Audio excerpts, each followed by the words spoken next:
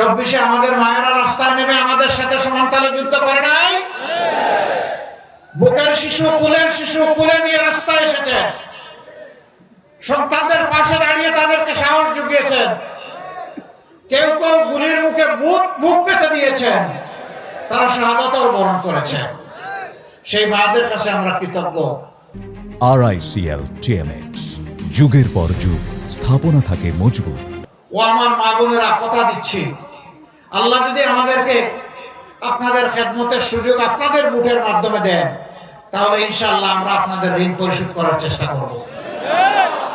আমরা ঘরে চলাচলে এবং কর্মস্থলে 3 জায়গায় আপনাদের মর্যাদা এবং আপনাদের নিরাপত্তা ইনশাআল্লাহ আমরা নিশ্চিত করব। এই ব্যাপারে কোনো ছাড় দেব না, কোন জালিমকে লাল চোখ দিয়ে তাকানোর সুযোগ দেব না, আপনাদের ইজ্জতের উপর হাত দেওয়ার সুযোগ দেব না।